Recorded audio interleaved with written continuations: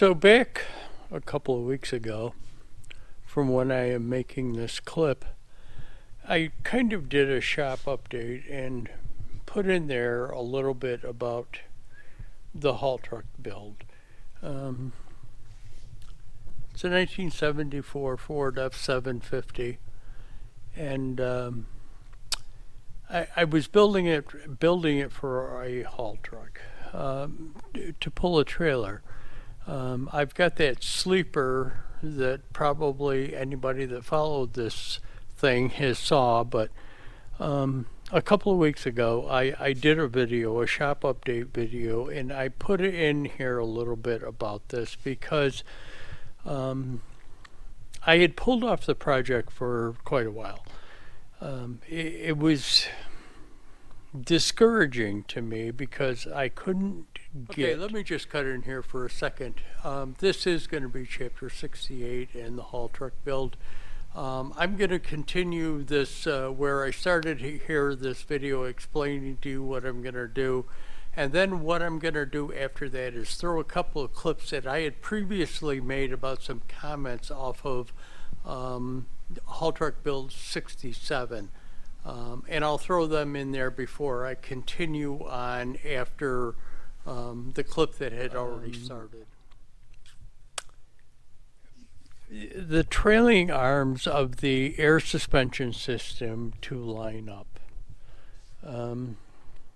This being the trailing arm, it kind of looks like a bent leaf spring, but it's a trailing arm, and a bar goes across there that holds the airbags. But what the problem is for some reason they don't want to line up on a horizontal level playing field or a horizontal level plane. And what that does is staggers the airbags. And so if I put the same pressure, let's say 100 pounds of pressure into the airbag, it would lift one side of the frame higher than the other side. Now, I want to fix it. I need to get this thing fixed and to be right. I don't want to compensate for it being off. If something is wrong, something is bent, then let's address that problem. Let's not put a band-aid on it and try and compensate for it some other way. Let's make everything right to start with. There could be enough other problems down the line, but on the frame and suspension, let's make everything right to start with. So I guess we're going to do get back into this a little bit, and let me show you working on that. So let this be the introduction to, I'm not even sure what part this is of the haul truck build, but let's get back into it again, and I'll show you what I'm going to do. My thought right now is, and this is the one, well, it could be either one. In all reality, if one is bent, I don't know which one is bent. Let's say this one is always lower than this one. So is this one bent down and this one correct? Or is that one correct and this one is bent up? I don't know. But what I'm going to do is try and pull that whole trailing arm assembly off and try and match them and see are they at the right, are they copies of each other? Are they bent at the same angle? So let's get into that, and I'm gonna try and pull them off.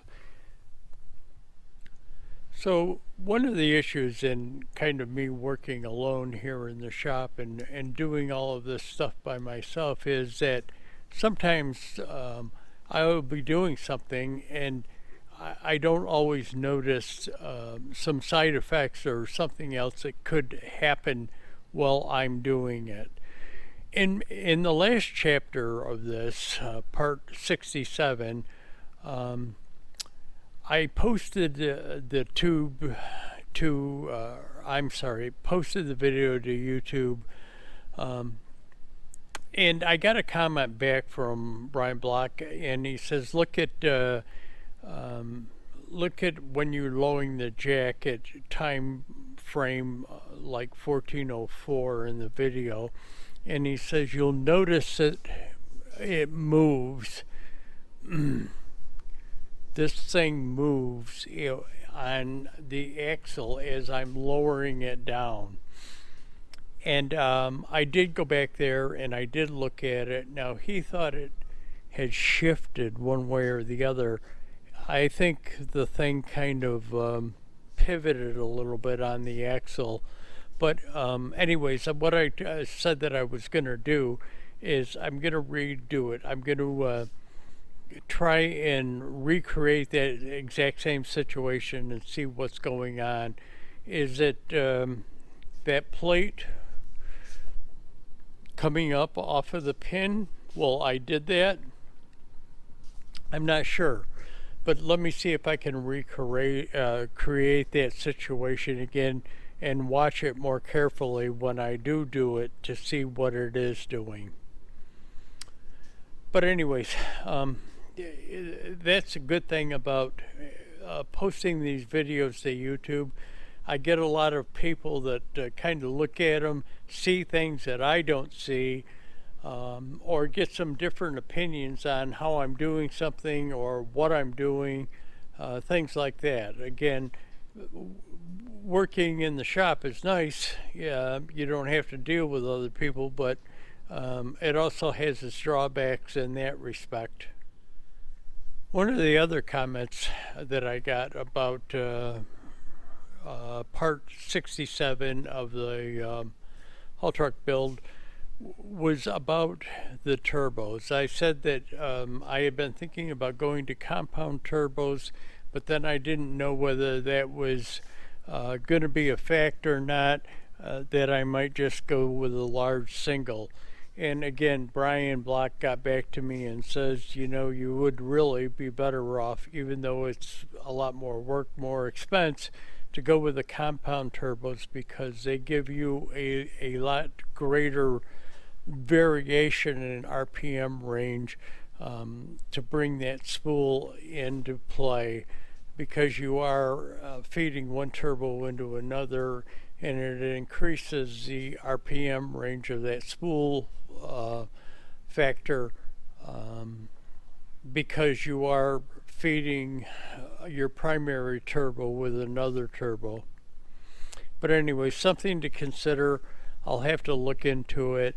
Again, like I said in the other one, the other video, or part 67, it's a T4 housing on this manifold, and usually that's a common flange type situation for turbos. So even though this is a bigger engine over what the smaller Cummins 5.9 or 6.7 is, I still might be able to use some of their arrangements of getting exhaust piping,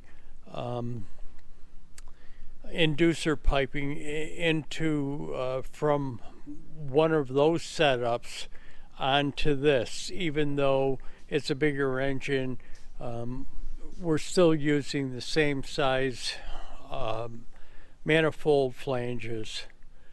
But anyways, again, I'll bring you back on that and let you know how that goes, or what my thought process on it is as I go along. One of the things that I'm doing before I take them off is marking them the right side and the left side, so that I know when I get them off, which came from which.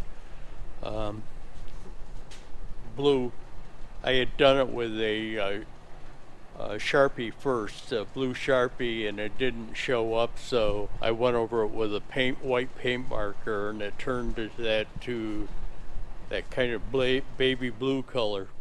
One of the things that I have to do is pull these pins out on both sides. There's cotter pins on the back side of them. They're not really cotter pins. It looks, maybe they are. I'll kind of show it to you after I get them out. So of course you know there'd have to be an issue. What there was is a rubber sleeve, but inside of this rubber sleeve there was a metal sleeve that pin went through, and of course that metal sleeve is rusted onto the pin and I can't get it out. I'm soaking it in PB Blaster, and if that doesn't work, I'll throw some heat to it, but it'll come out. But there's always got to be an issue. That was a cotter pin. I had to cut it off to get it out. So I told you that I was trying to get this pin out of here. And I probably showed you the bushing that was around that pin. And there's a metal sleeve on it. So I couldn't get it out. I pounded on it. I've soaked it with PB Blaster. I could not get it to come out. So one of the times that I came under here, there was black paint all over this thing. I kind of noticed something, and I don't know whether it's going to be able to pick up in the picture or not, but there was this number right here. Number is upside down. This lettering up here wasn't visible because it was under paint. So what I did is got the little sanding disc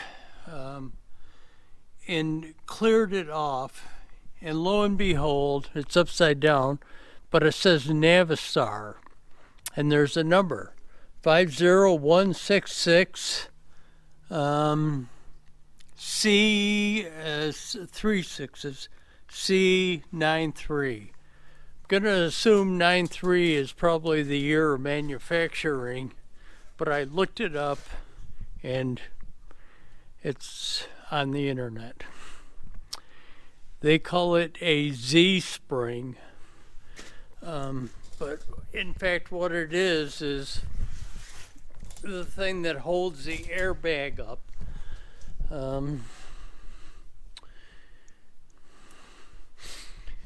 But anyways, so what the point of the whole thing was, I've got to see if I can find that pin and bushing, because apparently I can't get it out of there. It's so rusted so bad. I can't get the pin out of that metal sleeve that was inside of the bushing. Bushing is here that I cut off of it. But I can't get the metal sleeve out of that thing. I was thinking, okay, am I going to be able to find a bushing, a rubber bushing that size, metal sleeve, or could I make one out of like a grade 8 bolt and find a rubber sleeve that would go through it? But if I found what they're calling a Z-spring, maybe I can find that. But it's becoming pretty evident that I'm going to have to cut them off and get something else in there. I'll pull these things out and see if one is bent or one's not bent. The price on, if I was just to get the spring, it's only the spring, none of the hardware, none of anything else. They're like $600 a piece. But I don't know if I need to get them. At this point, let me do some research, see if I can find that pin bushing. If I can find it, great. Then what I'm going to do is just cut them off so that I can get those. I've been calling them trailing arms. They call them a Z-spring. See if I can get it out, match the two, see if one is bent. But I'll bring you back for that. Just a quick shot of the computer screen where I found that Z-spring. I'm probably going to end this video here with this clip. What I will be doing is cutting those pins off and taking those Z-springs, not trailing arms, Z-springs, out of there and comparing them to see if one is bent and one isn't, or if they have different angles to them, which is causing that issue. But let me just clarify a couple of things. I talked about putting this off, and I talked about not having anybody to kind of bounce ideas off of, using the viewers to kind of bounce ideas off of. Having this truck in the shop and doing this build is entirely different from somebody that is working as a mechanic or doing something for a customer. You have a different mindset when you're doing that. You need to get the job done. You need to do it right, and you can go from there. Just correct the things. You usually have people there that know what parts can be gotten, what can't be gotten, to kind of help you determine what you're going to do. That's not the case with me in the shop like this, but I just kind of wanted to explain it to you. You know, when I was in my trade, you know, we had to get the job done. We knew what was available, what wasn't available, what needed to be done to fix the problem. But when I'm kind of here by myself in the shop and dealing with something that I'm not really familiar with, or not familiar with what's available, what's not available to fix issues, it's kind of a different mindset. So just to explain that. But anyways, when I bring you back, I'll have them springs off and laid out so that we can compare them in the next video. But anyways, thanks for watching, guys. Hit that like button, subscribe.